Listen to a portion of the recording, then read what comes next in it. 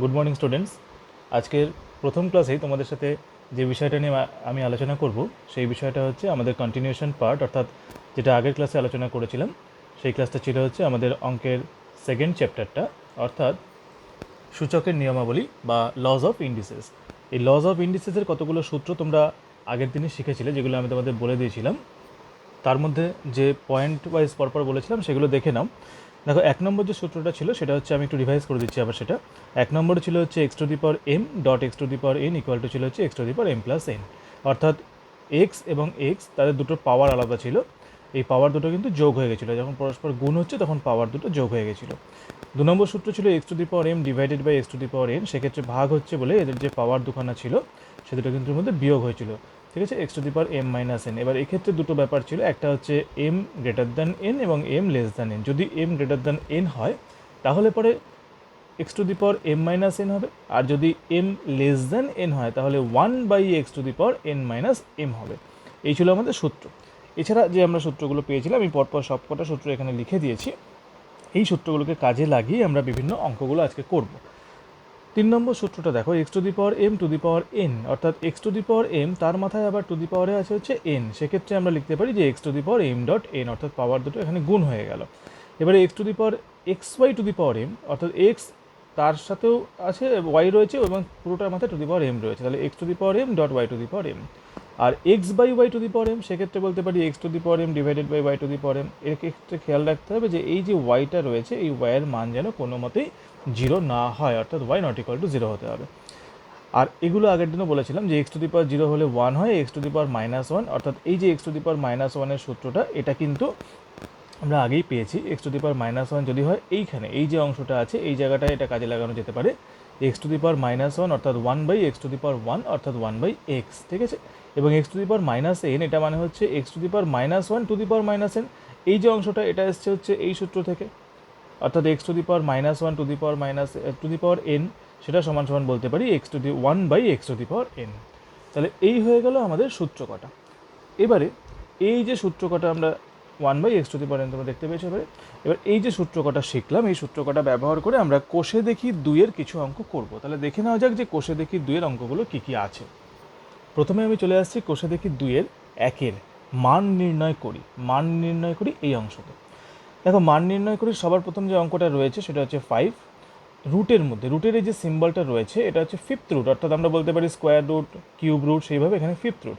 Two the পাওয়ার হচ্ছে 8, sorry to the পাওয়ার না, রুটের মধ্যে হচ্ছে 8, তার পুরোটা ব্র্যাকেট দিয়ে টু দি পাওয়ারে আছে হচ্ছে 5/2 into 16 two the power minus 3/2। এই অংশটার মান নির্ণয় করতে হবে। তাহলে এটার মান কীভাবে নির্ণয় করা যাবে দেখা যাক তাহলে। প্রথমে অঙ্কটা আমি লিখে নিলাম। প্রত্যেকে খেয়াল করো, এখানে যে এই অংশটা রয়েছে এই অংশটা কিন্তু প্রত্যেকের বেশি করে খেয়াল করা দরকার। আমরা কি জানি যে স্কোয়ার রুট, তাই তো? ধরো 4 আছে, 4-এর যদি আমরা রুট দেই, এই যে রুট ফোরের মান কত? রুট 4 সমান সমান আমরা জানি হচ্ছে 2, ঠিক আছে। অর্থাৎ রুট 4কে আমরা এটাও বলতে পারি যে রুট 4 ইকুয়াল টু হচ্ছে 4 টু দি পাওয়ার হাফ, ঠিক আছে। অর্থাৎ শুধু যে রুট, এই যে রুটের মান কত? রুটের মান হচ্ছে অ্যাকচুয়ালি 1/2 মানে হাফ, টু দি পাওয়ারে হাফ। যদি কোনো একটা সংখ্যা এক্স থাকে, রুট এক্স, তার মানে হচ্ছে এক্স টু দি পাওয়ারে আছে হচ্ছে হাফ। বোঝা গেল? এবার এই যে দুই বা যে হাফের যে নিচের দুই অংশটা এটা কোথায় ছিল? এটা এই যে রুটের সিম্বলটা আছে তার ঠিক এই অংশে 2 রয়েছে, অর্থাৎ এটা হচ্ছে স্কোয়ার রুট। ঠিক একই রকমভাবে যদি আমরা এরকম বলি যে রুটের সিম্বলটা এই জায়গাটায় 3 আছে, ভেতরে এক্স রয়েছে, তার মানে হচ্ছে এক্স টু দি পাওয়ার 1/3। একই রকমভাবে 4 যদি থাকে, এখানে এক্স থাকে, তাহলে এক্স টু দি পাওয়ার হচ্ছে 1/4। বোঝা গেল? তাহলে এখানে কি আছে? 5, সংখ্যাটা হচ্ছে 8। তাহলে আমরা এখানে কি লিখতে পারি? 8 টু দি পাওয়ার 1/5, টোটাল সংখ্যাটা সেটা টু দি পাওয়ার হচ্ছে 5/2। বোঝা গেল? Into 16 two the power minus 3/2। এই অংশটা তোমরা 16 টু দি পাওয়ার মাইনাস 3/2 করতে পারো, অথবা যদি এই লাইনটাকে করার সাথে সাথে একটা কাজ করতে পারো তোমরা, সেটা হচ্ছে আমি সেটাও দেখিয়ে দিচ্ছি যে 8 two the power 1/5 two the power 5/2 into এই যে অংশটা আছে 16টাকেও ভাঙাও। 16 কত টু দি পাওয়ার করলে 16 আছে? 2 টু দি পাওয়ার। যদি আমরা গুণ করি, কটা 2 গুণ করতে হবে? এখানে রাফে করে দেখো, 2 গুণ 2, 2 দুগুণে 4, 4 দুগুণে 8, 8 দুগুণে 16। তাহলে এটা আমরা বলতে পারি 2 টু দি পাওয়ার 4 বলতে পারি, অথবা 4 স্কোয়ার বলতে পারি। তাহলে 4² বা 2⁴। এবার প্রশ্ন হচ্ছে এই দুটোর মধ্যে কোনটা নেবো, 2⁴ নেবো না 4² নেবো। এমন একটা সংখ্যা নেব যার পাওয়ারটা আর এই পাওয়ারের নিচের অংশটা সমান আছে। তাহলে আমি এখানে নেব হচ্ছে 4²। কেন নিলাম? (2⁻³ এইটা নেওয়ার কারণ হলো একটাই, সেটা হচ্ছে ওপরের দিকে যে সূত্রগুলো করেছিলাম, সূত্রগুলো যদি একটু লক্ষ্য করা যায়, সেই সূত্রে আমি চলে যাচ্ছি। দেখো এইখানে xy⁴m ছিল, বা এই যে x⁴m এই সূত্রটা আমরা কাজে লাগাচ্ছি, x⁴m⁴n, এই অংশটা মানে কি x⁴mn গুণ হচ্ছে। তাহলে x⁴mn গুণ হওয়া মানে যদি এখানে চলে আসি, এখানেও কিন্তু এই দুটো সংখ্যার মধ্যে গুণ হবে, গুণ হয়ে এই নিচের অংশটা আর এই উপরের অংশটা কিন্তু কেটে যাবে। তাহলে কীভাবে হচ্ছে পরের অংশটা? হয় তোমরা এই অংশটা করে এটা করতে পারো, বা এটা ডাইরেক্ট করলেও কোনো অসুবিধা নেই। এটা হচ্ছে 8⁻1/5 ইন্টু হচ্ছে 5/2, বোঝা গেল? এটা হচ্ছে এই পুরো অংশটা গেল, ইন্টু 4² ইন্টু হচ্ছে -3/2। এবার এই 5 কাটলো, এই 2 কাটলো, ইকুয়াল টু কত আসছে? 8⁻, এখানে কত থাকছে? 1/2, ইন্টু এখানে 4⁻, কত থাকছে? -3 থাকছে। এবারে দেখো এই অবধি আসার পরে যে সংখ্যাগুলো এসছে, সেই সংখ্যাগুলো কি একেবারে ক্ষুদ্রতম অবস্থায় রয়েছে? অর্থাৎ 8 কি একদম ছোট সংখ্যা, নাকি আরও কিছু করা যেতে পারে? আমরা জানি কি 2⁻3 করলে হচ্ছে 8 আসে, তাই তো? তাহলে এটা কাজ করি না, এটাকে 2⁻3 করি। তাহলে 2⁻3 সেইটা হচ্ছে 1/2 ইন্টু এখানে 4 আছে, মানে 2², তাহলে 2⁻2 তার হচ্ছে -3, বুঝতে পারলে? 2⁻2 তার হচ্ছে -3। এবারে এর পরের অংশটা এখানে করে দিচ্ছি, তোমাদের বুঝতে সুবিধা হবে। নেক্সট পেজে আর আমি যাচ্ছি না, এর পরবর্তী অংশটা এখানে করছি। দেখো এখানে 2⁻3 1/3, তাহলে কি বলতে পারি? 2⁻3 ইন্টু 1/2 হলো, ইন্টু 2⁻2 ইন্টু -3, 2⁻2 ইন্টু -3 হলো। তাহলে এই অবধি করার পরে নেক্সট যেটা করতে হবে, এখানে 2⁻3/2 ইন্টু 2⁻6, 2⁻3/2 ইন্টু 2⁻6, এই যে অংশটা এলো, এটা আবার একটা সূত্র। কোন সূত্র? একদম প্রথমে যাব, একদম প্রথমে কি সূত্র করেছিলাম? একদম প্রথমে সূত্র ছিল হচ্ছে এই সূত্রটা, x⁻m ইন্টু x⁻n। তাহলে এবার সেখানে চলে যেতে হবে, সেখানে চলে গিয়ে আবার সূত্রটা এখানে প্রয়োগ করি, নিচে চলে আসি, এটা পাশেই করতে হবে আমাকে।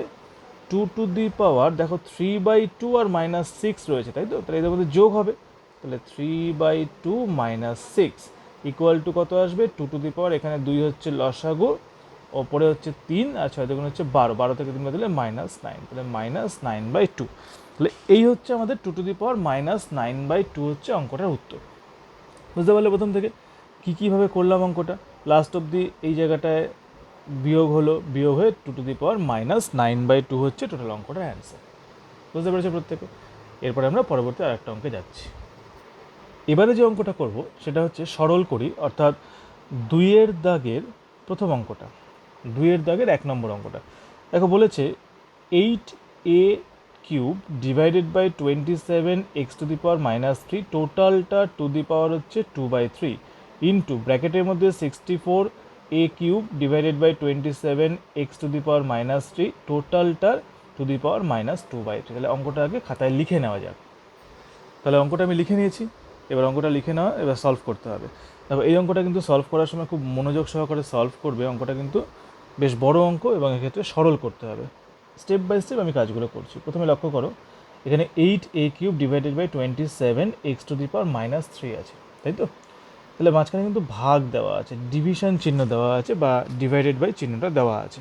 তাহলে এক্ষেত্রে আমরা তো এটা লিখতেই পারি যে 8a³ ডিভাইডেড বাই 27 x⁻³ টোটালটা টু দি পাওয়ার হচ্ছে 2/3, বোঝা গেল? ভাগ চিহ্নের সংখ্যাটা আমি এখানে নিচে নিয়ে চলে এলাম, ইন্টু এখানে কি আছে? এখানে উপরে রয়েছে 64a³ আর নিচে রয়েছে 27 x⁻³ টোটালটা টু দি পাওয়ার -2/3, তাই তো? তাহলে এই অবধি হওয়ার পরে আমাদের একটা কাজ করতে হবে, সেটা হচ্ছে x⁻³ যে অংশটা আছে, x⁻³ মানে কি? তোমরা সবাই জানো যে x⁻³ মানে হচ্ছে 1/x⁻³ তাই তো, 1/x⁻³। এবার এই জায়গাটায় বা এই জায়গাটায় যেটা রয়েছে সেটা হচ্ছে 1/1/x⁻³ অর্থাৎ 1/1/x⁻³ তাই তো আছে, 1/1/x⁻³। এটা ইকুয়াল টু তো আমরা বলতেই পারি যে x⁻³। যেহেতু এটা 1/x⁻³ তার আবার উপরে 1, তাহলে এটা উল্টে গেলে পরে x⁻³ আসছে। তাহলে সেক্ষেত্রে এই জায়গাটায় কি প্রয়োগ করব, এই জায়গাটাতে আমরা লিখব 8a³ এই যে x⁻³ যেটা নিচে ছিল এটা উপরে চলে যাচ্ছে, অর্থাৎ x⁻³ নিচে হচ্ছে শুধুমাত্র 27 পড়ে থাকছে, বোঝা যাচ্ছে। এই পুরোটার পাওয়ার আছে হচ্ছে 2/3 ইন্টু এখানে আসি 64a³ নিচের থেকে গেল হচ্ছে x⁻³ আর 27 সরি এটা আর এখানে থাকছে না, এটা উপরে উঠে গেছে, আর -2/3 যেমন ছিল তেমন থাকলো। এই জায়গাটা x⁻³ কীভাবে এখানে উপরে উঠে গেল সেটা কিন্তু রাফে এখানে আমি তোমাদেরকে বুঝিয়ে দিচ্ছি, এটা প্রত্যেকে খেয়াল রাখবে। এবারে আসছি পরের অংশটায়। এখানে দেখো a³ আছে, x³ আছে এবং এখানে নিচে হচ্ছে 3 আছে, তাই তো। তাহলে এমনভাবে এটাকে কমন নিতে হবে বা এমনভাবে এই 8 এবং 27কে কিউব রুটে নিয়ে মানে কিউবে নিয়ে যেতে হবে কোনো সংখ্যার, যাতে এই 3-এর সঙ্গে কেটে যায়। তাহলে প্রথম কথা আমরা জানি যে 8 মানে হচ্ছে 2³ তাহলে এখানে আমরা বলতে পারি যে 2³ a³ x³ ডিভাইডেড বাই 27 মানে কত 3³ পুরো জিনিসটার মাথায় হচ্ছে 2/3 ইন্টু এখানে 64 4 4 16 4 16 64 তাহলে 4³ a³ x³ ডিভাইডেড বাই হচ্ছে 3³ টোটালটার মাথায় পাওয়ার হচ্ছে -2/3। তাহলে এই অবধি নিশ্চয়ই প্রত্যেকে বুঝতে পারে যে অঙ্কটা কীভাবে হলো। এবারে এখানে দেখো কি আছে যে 2³ a³ আবার x⁻³ এই যে তিনটে আর নিচে হচ্ছে 3⁻³ এই পুরোটার থেকে কিভাবে লিখতে পারবো আমরা লিখতে পারবো হচ্ছে 2ax/3 ইন্টু 3 এই পুরোটার কিউব, তার মাথায় আবার একটা জিনিস রয়েছে সেটা হচ্ছে 2/3, বোঝা গেল। এইটার একটা কিউব তার মাথায় হচ্ছে 2/3 ইন্টু তাহলে এখানে কি আসবে, এখানে হচ্ছে 4ax/3 তার মাথায় একটা কিউব, সেই টোটালটার মাথায় আবার হচ্ছে -2/3, ঠিক আছে। এবারে পরের অংশটায় আসি। 2ax/3 এই 3-র সঙ্গে 2/3 গুণ হলে 3/3 কেটে যায়, 3 কেটে গেলে টোটালটার মাথায় স্কোয়ার আসে ইন্টু এখানেও 3 গুণ হলে 4ax ডিভাইডেড বাই 3 টোটালটার মাথায় -2 আসে, ঠিক আছে। তাহলে একটা এলো হচ্ছে 2ax/3 তার স্কোয়ার, আরটা হচ্ছে 4ax/3 তার মাথায় -2। এবার (2) মানে যেটা আমরা জানি সেটা হচ্ছে নিচে নেমে যেতে পারবে, মানে নিচে চলে আসবে, তাই তো। আচ্ছা, তাহলে এর পরবর্তী স্টেপ যেটা আমরা করব সেটা হচ্ছে এবারে এটাকে পুরোপুরি স্কোয়ারগুলোকে তুলে দিয়ে গুণ করে দিই। তাহলে সেক্ষেত্রে ব্যাপারটা এরকম দাঁড়াবে, দেখো 2, তাহলে 2 স্কোয়ার একটা বেরিয়ে গেল ইন্টু এখানটা ax আছে, এখানটা ax আছে, আমি axটাকে একসাথে রাখছি, ax তার স্কোয়ার ইন্টু 4, তো তাহলে 4⁻² ইন্টু ax⁻², বোঝা গেল। নিচে কি আসছে 3 স্কোয়ার ইন্টু হচ্ছে 3 স্কোয়ার, 3 স্কোয়ার ইন্টু 3 স্কোয়ার এসছে, না এখানে স্কোয়ার না, এখানে (2) হ্যাঁ 3(2). তাহলে এই অবধি হলো। এবারে ওই আগের যে সূত্র ছিল কি x⁻m dot x⁻n equal to x⁻m plus n, এই যে সূত্রটা ছিল সেটাকে আবার প্রয়োগ করতে হবে, সেটাকে এখানে প্রয়োগ করি। এই 2 4 যা আছে এগুলো তো সাধারণ সংখ্যা, এগুলো হয়ে যাবে এই ax তার স্কোয়ার আর ax⁻²। তাহলে সেক্ষেত্রে আমরা কি বলতে পারি, এখান থেকে হচ্ছে 2 দুগুণে 2 স্কোয়ার মানে 2 দুগুণে 4 ইন্টু ax, তাহলে ax টু দি পাওয়ার হচ্ছে 2 টু দি পাওয়ারে হচ্ছে 2 ইন্টু 4⁻², এটা নিচে নামিয়ে দিলেও হয়ে যেত, পরের স্টেপে আমি নামিয়ে দিচ্ছি, আর 3 স্কোয়ার ইন্টু 3⁻², তাহলে এই দুটো করলে কী হবে 3⁻², বোঝা গেল, ইকুয়াল টু এখানে হচ্ছে 4 into A X to the power zero. আচ্ছা, A X to the power zero, তার মানে আমরা সূত্রে পেয়েছিলাম যে x to the power zero equal to ছিল হচ্ছে ওয়ান। তাহলে এ এক্স টু দি পাওয়ার যদি জিরো হয় সেটাও নিশ্চয়ই ওয়ানই হবে, একই মান হওয়া উচিত। তাহলে ইন্টু হচ্ছে one divided by three to the power zero মানে হচ্ছে one into four to the power minus two ছিল তো, তাহলে four to the power minus two মানে কি, four to the power minus two মানে হচ্ছে ওয়ান বাই ফোর স্কোয়ার। তাহলে নিচে আসবে হচ্ছে ফোর স্কোয়ার, বোঝা গেছে? ওয়ান বাই ফোর স্কোয়ার, নিচে তাহলে আসবে হচ্ছে ফোর স্কোয়ার। এবারে কি থাকছে, এই ফোর আর ফোর স্কোয়ারের মধ্যে কেটে একটা ফোর থাকছে, তাহলে অ্যান্সারে আসছে হচ্ছে ওয়ান বাই ফোর। তাহলে আমাদের উত্তর হচ্ছে একের চার। তাহলে প্রদত্ত রাশিমালা যেটা ছিল তার সরল করে যে মানটা পাওয়া গেল সেই মানটা হচ্ছে একের চার। তাহলে আবার প্রথম থেকে একবার অঙ্কটা চোখ বুলিয়ে নাও, কী কী ছিল।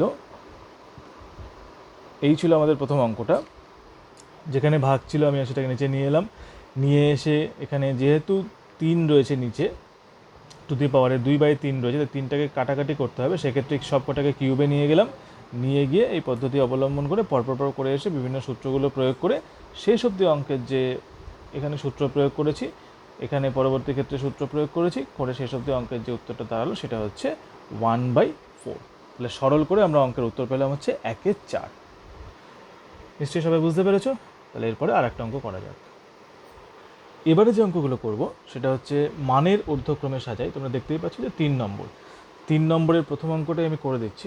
আপাতত যে প্রথম অঙ্কগুলো আছে সেগুলোই আমি করে দিচ্ছি, বাকি তোমরা বাড়িতে চেষ্টা করবে, যেগুলো পারবে না আমাকে হোয়াটসঅ্যাপ করবে বা ইউটিউবে যে ভিডিওটা দেওয়া থাকছে সেখানে কমেন্ট করলে আমি পরে সলভ করে দেবো। তাহলে মানের ঊর্ধ্বক্রমে সাজাই। মানের ঊর্ধ্বক্রমে সাজাইতে প্রথমে যেটা অঙ্কটা রয়েছে সেটা হচ্ছে 5.1/2 কমা 10.1 5.1/2 না, 5 to the power half, 10 to the power 1/4 আর 6 টু দি পাওয়ার 1/3, এই তিনটে সংখ্যা রয়েছে।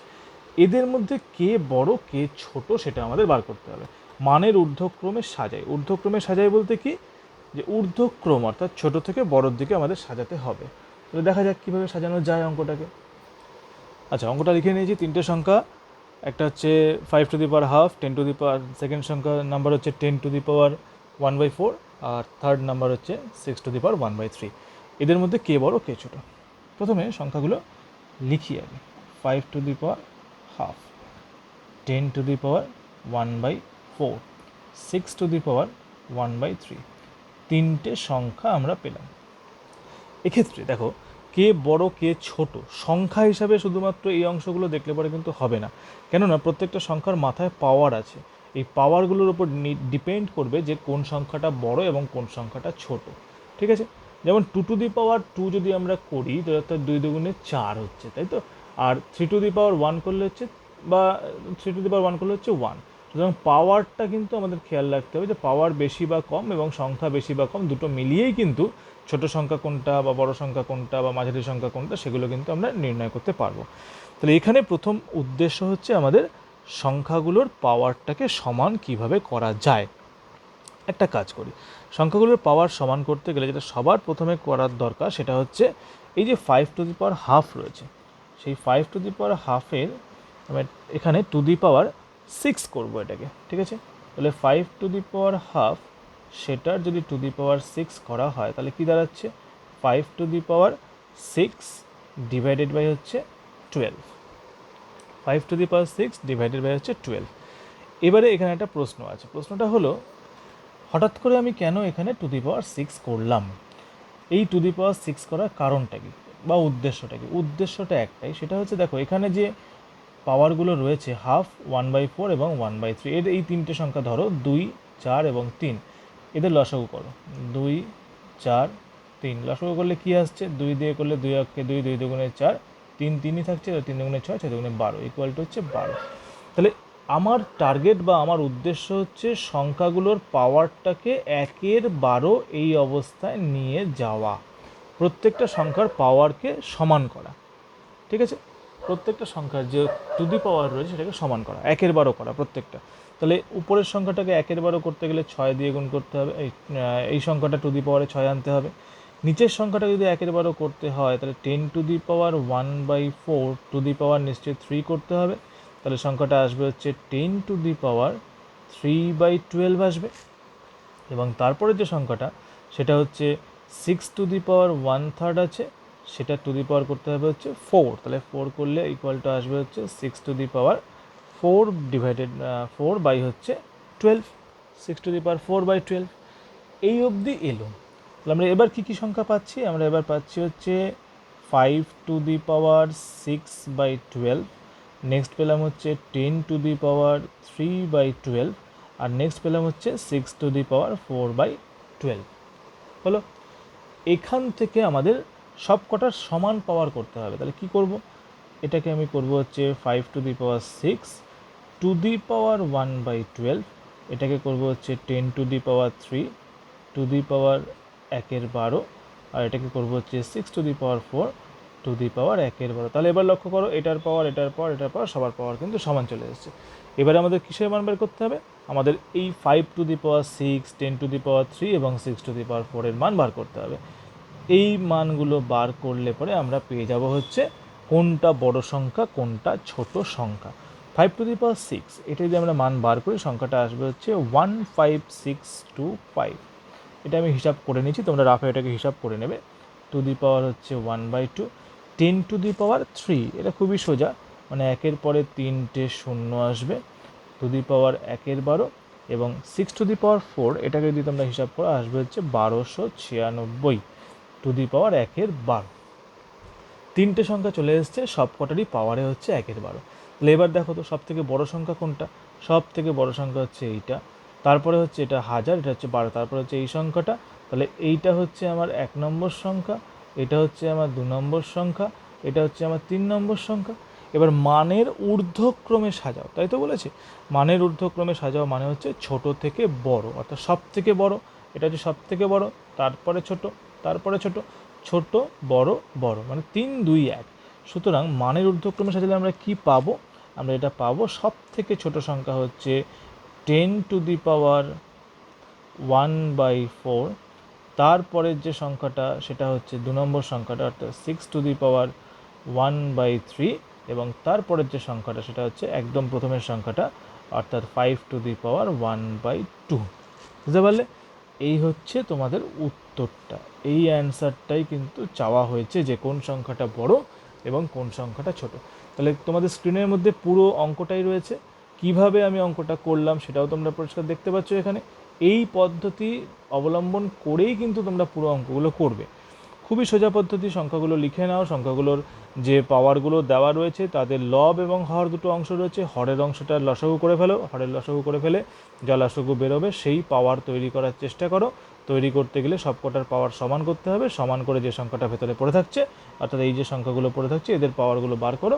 বার করলে যে মানগুলো বেরোচ্ছে তার মধ্যে যেটা বড় মান সেটাই সব থেকে বড় সংখ্যা, যেটা ছোট মান সেটা হচ্ছে সব থেকে ছোট সংখ্যা। এই পদ্ধতি অবলম্বন করে তোমরা মানের ঊর্ধ্বক্রমে হোক বা মানের অধক্রমে হোক, ছোট থেকে বড় হোক বা বড় থেকে ছোট হোক, যে কোনো পদ্ধতিতে করতে পারো এটা। তাহলে তোমরা নিশ্চয়ই বুঝতে পারলে তিনের অঙ্কগুলো কীভাবে করা যাচ্ছে। এরপরে আমি পরবর্তী অঙ্কতে যাচ্ছি। আচ্ছা, এবারে যে অঙ্কটা করব সেটা হচ্ছে 4-এর দাগের প্রমাণ করির অঙ্কে চলে এসেছি। এবার আমরা 4-এর দাগে প্রমাণ করির 1, 2 তোমরা বাড়িতে করে নেবে, খুবই সোজা আছে। 3 নম্বর অঙ্কটা, 3 নম্বর যে অঙ্কটা রয়েছে এই 3 নম্বর অঙ্কটা আমি চেষ্টা করছি, দেখো কিভাবে করছি, তোমরা বাড়িতে ভালো করে এটাকে ফলো করবে। আচ্ছা, 2-এর যে অঙ্কটা আছে না, এই যে 2-এর অঙ্কটা, এটাও কিন্তু =1 প্রমাণ করতে হবে। এখানে কিন্তু প্রিন্টিং মিস্টেক আছে, কিছু কিছু বইতে আছে ঠিকঠাকভাবে দেওয়া, এটাকেও কিন্তু =1 প্রমাণ করতে হবে প্রত্যেককে। যাদের নেই তারা লিখে নেবে। তাহলে আমি করছি 3 নম্বর অঙ্কটা, দেখা যাক কীভাবে করা যায় 3 নম্বর অঙ্কটা। অঙ্কটা আমি টুকে নিয়েছি। এই অঙ্কগুলো কিন্তু খুব সোজা। এখানে দুটো, একটা লেফট হ্যান্ড সাইড বা বাম পক্ষ থাকবে এবং একটা রাইট হ্যান্ড সাইড বা ডান পক্ষ থাকবে। দেখো, বাম পক্ষ ডান পক্ষ আমাদের এই অঙ্ক থেকে প্রমাণ করার যে বিষয়বস্তু সেটা হচ্ছে এই বাম পক্ষের মানের সমান সমান রাইট হ্যান্ড সাইডের মান হবে হচ্ছে 1। ঠিক আছে? তাহলে প্রথমে আমরা আসছি হচ্ছে বাম পক্ষ বা left hand side, LHS, left hand side. Left hand সাইডে কী আছে? লেফট হ্যান্ড সাইড বললে কিন্তু পুরো অঙ্কটা আমাদের আবার লিখতে হবে। এখানে দেওয়া আছে x⁴m ডিভাইডেড বাই হচ্ছে x⁴n, টোটালটা টু দি পাওয়ারে হচ্ছে m + n - l into x⁴n divided by x⁴l, টোটালটা টু দি পাওয়ারে হচ্ছে n + l - m, এবং তারপরে হচ্ছে x⁴l আর x⁴m, টোটালটার পাওয়ারে হচ্ছে l + m - n। এই হলো আমাদের লেফট হ্যান্ড সাইড বা বাম পক্ষ। দেখো, এখানে খেয়াল করে m N M n, n l n l, l m l m, এগুলো কিন্তু পরপর রয়েছে। আচ্ছা, এখানে যে সূত্রটা আমি প্রয়োগ করব সেই সূত্রটা হচ্ছে, এখানে আমি লিখে দিচ্ছি, x to the power m divided by x to the power n, এটা সমান সমান কী ছিল, x to the power m minus N. এই যে সূত্রটা ছিল, এই সূত্রটাকে এই অঙ্কতে প্রয়োগ করতে হবে, ঠিক আছে। এবং আর একটা সূত্র প্রমাণ করতে হবে, সেটা প্রয়োগ করতে হবে, সেটা হচ্ছে x to the power M to the power N equal to হচ্ছে x to the power M dot N. এই দুটো সূত্র কিন্তু আমি এখানে প্রয়োগ করতে চলেছি। প্রথমে এই সূত্রটা প্রয়োগ করি। এই সূত্রটা প্রয়োগ করলে দেখো আছে x to the power m divided by x to the power n, তাহলে এখানে আমরা কী লিখবো, x to the power m minus n, ঠিক আছে, x to the power m minus n, তার পাওয়ারে আবার এইটা, তাই তো, তাহলে তার পাওয়ারে এটা মানে হচ্ছে এই সূত্রটা, ইনটু হচ্ছে এম প্লাস এন মাইনাস এল। আমি একবারে দুটো স্টেপ করে দিলাম, ইনটু এক্স টু দি পাওয়ার, এখানে কি আছে, এন এল আছে, তাহলে এন মাইনাস এল, ইনটু আসছে হচ্ছে n plus l minus m, into x to the power l minus m into l plus m minus n, হয়ে গেল। এবারে পরিষ্কার গুণ, আর কিচ্ছু না, এই পুরো জিনিসটার মধ্যে গুণ করতে হবে, এই পুরো জিনিসটা গুণ করতে হবে, এই পুরো জিনিসটা গুণ করতে হবে, পাওয়ারে যা আছে। তাহলে ইকুয়াল টু আমরা কি লিখতে পারি, এক্স টু দি পাওয়ার, গুণ করি, এম দিয়ে গুণ করছি, এম ইন্টু এম, তার মানে হচ্ছে M square, M into M, M square, এ প্লাস হচ্ছে M N, M N minus হচ্ছে এম এল, হয়ে গেল। এবার এন দিয়ে গুণ, minus M N minus N square plus N L, হলো, বেশ লেন্দি অঙ্কটা, into x to the power, এবার এখানে গুণ এন ইন্টু এন, তাহলে N square plus N into L মানে হচ্ছে N L minus M N, এবার এল দিয়ে গুণ, minus N L minus l square মাইনাসে মাইনাসে প্লাস এল এম। এই অংশটা নিচে করছি বা এখানে করলেও হবে, ইন্টু হচ্ছে এক্স টু দি পাওয়ার কী কী আছে, এল ইন্টু এল মানে হচ্ছে এল স্কোয়ার, তারপরে এল ইন্টু এম মানে হচ্ছে plus l M minus l n minus m এল, তারপরে হচ্ছে মাইনাস এম স্কোয়ার মাইনাসে মাইনাসে প্লাস এম এন। একটু ছোটো হয়েছে লেখাটা, তোমরা একটু বুঝে নিও, অঙ্কটা যেহেতু অনেকটা বড় আছে লেখাটা। এবারে আমি আবার আসছি পরের লাইনে, দেখো এখানে কি কি কেটে যেতে পারে, এম এন আছে, এখানে এম এন আছে, প্লাস এম এন আছে, মাইনাস এম এন আছে, কেটে গেল, তাই তো। এখানেও এম এন আছে, কিন্তু এনএল, এনএল আর এনএল কাটবে, এনএল আর এনএল কাটলো, এখানে L M R L M দুটো কেটে গেল। তাহলে দুটো কেটে কেটে যাওয়ার পরে যেটা পড়ে থাকছে সেটা হচ্ছে x to the power m square minus m l minus N square plus N l into x to the power n square minus M N minus l square plus l m into x to the power l square minus l n minus m square plus m n. এখানে plus মাইনাসটা খুব খেয়াল করে করতে হবে, কেননা plus মাইনাসটা এদিক ওদিক হয়ে গেলে কিন্তু অঙ্কের উত্তরটা মিলবে না। এবারে দেখো সবকটাই গুণ, অর্থাৎ x to the power X to the power X to the power, তিনটেই এক্স টু দি পাওয়ার, তিনটে এক্স টু দি পাওয়ারকে গুণ করলে কী হবে, এক্সের পাওয়ারগুলো যোগ হয়ে যাবে। তাহলে সেক্ষেত্রে আমরা লিখতে পারি x to the power m square minus m l minus N square plus N L plus n square minus M N minus l square plus l m plus l square minus l n minus m square plus m n, হলো, পুরোটা কিন্তু যোগ হয়ে গেল। এবার দেখা যাক কোথায় কোথায় কাটে।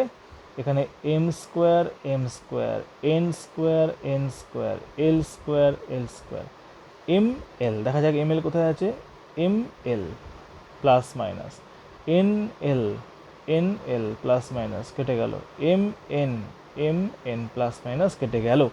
তাহলে উপরে কী পড়ে থাকছে? পড়ে থাকছে হচ্ছে equal to X to the power zero. এবার X to the power zero মানে কি? X to the power zero সমান সমান আমরা লিখবো যে 1। তাহলে এই যে 1টা বেরোলো এটা হচ্ছে রাইট হ্যান্ড সাইড। সুতরাং আমরা কি বলবো? আমরা বলবো যে left hand side equal to right hand side. এটা প্রমাণিত। Left hand side equal to right hand side প্রমাণিত। তাহলে তোমরা বাংলায় লিখতে পারো বাম পক্ষ ইকুয়াল টু ডান পক্ষ প্রমাণিত। Left hand side equal to right hand side. তাহলে আমরা এই 4 নম্বর অঙ্কটা কী করলাম? পুরো অঙ্কটা তোমাদের সামনে রয়েছে, দেখতে পাচ্ছ তোমরা, যে 4-এর 3-এ বলা ছিল যে লেফট হ্যান্ড সাইডের সঙ্গে রাইট হ্যান্ড সাইড মেলাতে হবে। সেক্ষেত্রে লেফট হ্যান্ড সাইডটাকে আমি লিখলাম, লিখে এবার এই দুটো সূত্র প্রয়োগ করেছি। এই দুটো সূত্র প্রয়োগ করে পরপর অঙ্কটা স্টেপ বাই স্টেপ করা হয়েছে। এখানে এসে আর একটা নতুন সূত্র প্রয়োগ করা হয়েছে এই স্টেপটাতে, সেটা হলো X to the power M dot x to the power N equal to X to the power M plus N, এই সূত্রটা। তাহলে এই অঙ্কটায় মোট 3টে সূত্র প্রয়োগ করতে হয়েছে। 3টে সূত্র প্রয়োগ করে পুরো অঙ্কটা করা হয়েছে। তাহলে আজকের ক্লাসে যে অঙ্কগুলো আমরা করলাম সে অঙ্কগুলো হচ্ছে 1, 2, 3 এবং 4 দাগের অঙ্ক। কষে দেখি 2-এর। এর পরবর্তী ক্লাসে আমরা করব হচ্ছে 5, 6, 7, 8 এবং তার পরবর্তী দিয়ে 9 নম্বর অঙ্ক বা 10, 11 নম্বর অঙ্কগুলো রয়েছে সেগুলো করব। যে কটা অঙ্ক আমি করিয়ে দিয়েছি তার পরবর্তী যে কটা অঙ্ক বাকি রয়েছে, তোমাদের হয়তো অনেকেরই এটা হয়ে গেছে আগে, তোমরা কিন্তু প্রত্যেকে এই পদ্ধতি অবলম্বন করে প্রত্যেকটা অঙ্ক সলভ করবে। যারা কোনো অঙ্ক পারছো না, কোন অঙ্কটা পারছো না সেটা অঙ্কটা লিখে দিতে পারো আমাকে, কিন্তু এক্ষেত্রে এই ধরনের অঙ্কগুলো লেখা একটু সমস্যা হবে। হোয়াটসঅ্যাপ করো বা যেভাবেই করো, লেখা যদি সমস্যা হয় তাহলে এই পেজের ছবি তুলে কত নম্বর অঙ্কটা সেই অঙ্কের নাম্বারটা লিখে আমাকে হোয়াটসঅ্যাপ করতে পারো, তাহলে আমি সেই অঙ্কটা সলভ করে তোমাদেরকে পাঠিয়ে দেবো। যার যার সমস্যা হবে তারা প্রত্যেকেই এভাবে আমাকে কোশ্চেন করবে এবং সেক্ষেত্রে প্রত্যেকের জন্য আমি সমাধান করে অঙ্কগুলো পাঠিয়ে দেবো। ঠিক আছে? তাহলে পরবর্তী ক্লাসে আবার তোমাদের সঙ্গে দেখা হচ্ছে। ততক্ষণ পর্যন্ত বাড়িতে থাকো এবং মন দিয়ে সবাই পড়াশোনা করো।